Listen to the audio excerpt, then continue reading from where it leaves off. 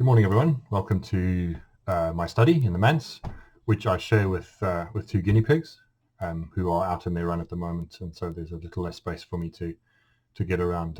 But this used to be the living room in the house, and so it's huge.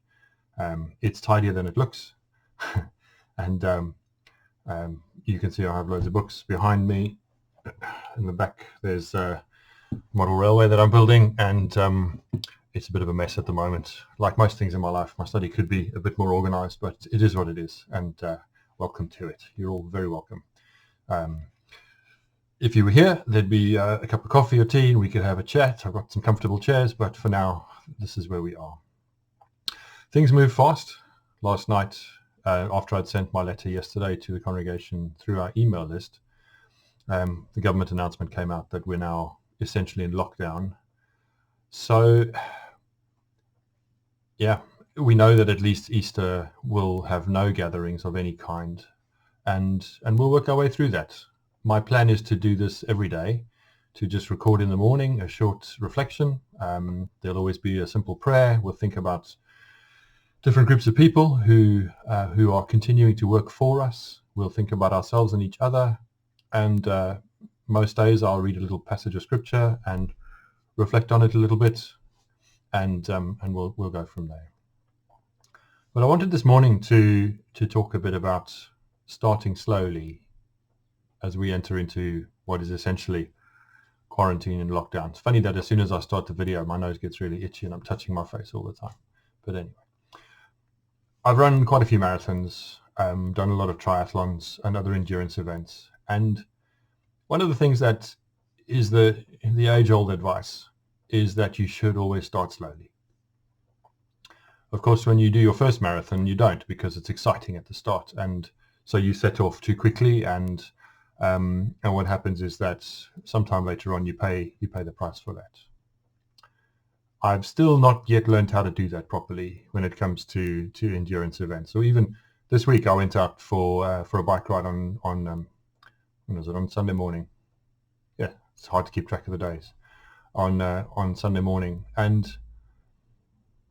I went too fast to start with. I haven't been on my bike for ages. I had for various reasons, and I went out through Easingwold and did a bit of a loop, about 25 miles. Of course, felt great. So the first half was easy, and then just coming back, felt it and thought, you idiot, you're 49 now. It's time to, just try and follow the advice.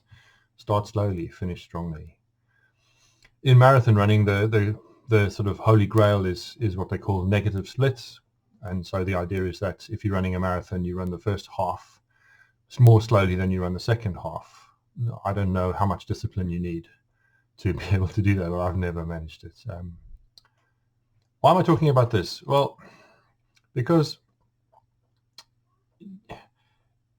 I don't know how you felt if you've been on social media or on Facebook or anything like that in the last few days, but there is so much information coming at us and so much advice, so much with the best intentions, so much do's and don'ts, so many do's and don'ts from all kinds of quarters, all kinds of people about life and faith and looking after yourself, and memes and links. And when it comes to this last Sunday, I must have had 20 possible options that had come directly to me about where I might go online to take part, however virtually, in a service of worship somewhere.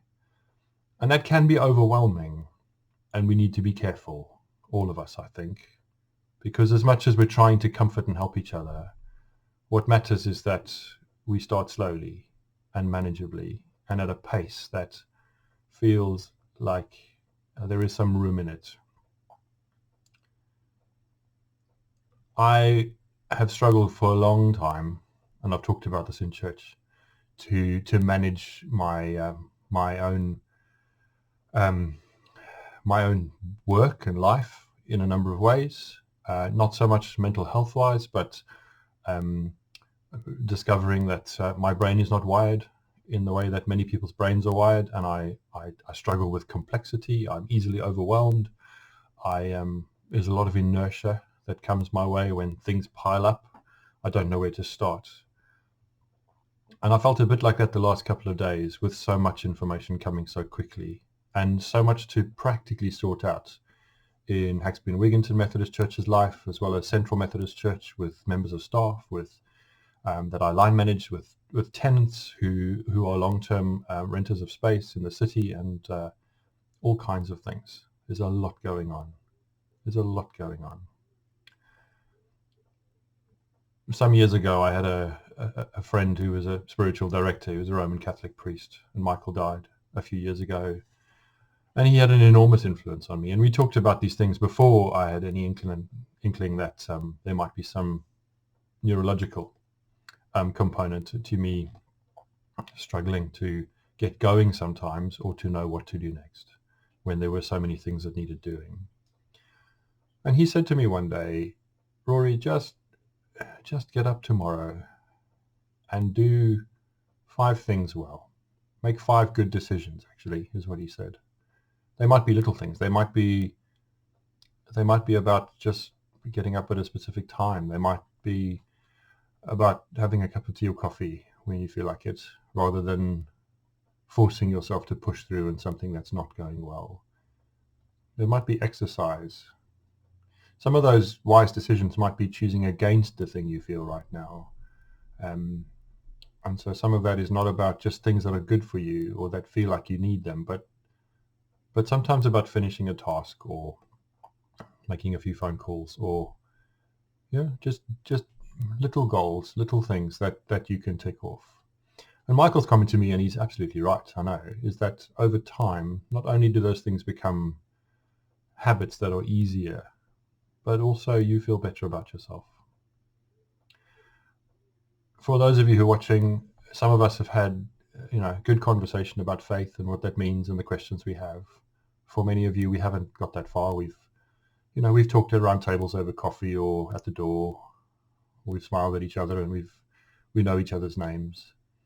But I don't know many of your stories with regards to how you go about the things you think God expects of you, if there is a list of those things. And I just want to say what I've always said for as long as I've been here as minister in Haxby and Wigginton. God expects you to be yourself, and to be yourself as kindly and compassionately as you can. And so try to do that, all of you. I hope this doesn't sound patronizing, because I don't mean it to be. I'm simply saying, do a few things well today, and then do a few things well tomorrow. Make a few wise decisions today. Make a few wise decisions tomorrow. There is a great gift in this time, and I use that word very carefully, because we have to use words like that carefully when people are desperately ill and people are going to die. But there is an opportunity for us to really strip back the busyness of our lives inside and out, and get to know ourselves better, and be kinder to ourselves, and be in touch with each other more, and explore all that it means to be human right now at this time. So there's today's great wisdom. Do a few things well today. Make a few good decisions for yourself or for others.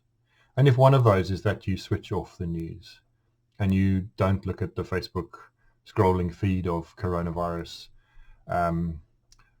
lament and emotion and advice and news, which is no bad thing. It's a good that we have those spaces to let out, to talk about how we're feeling.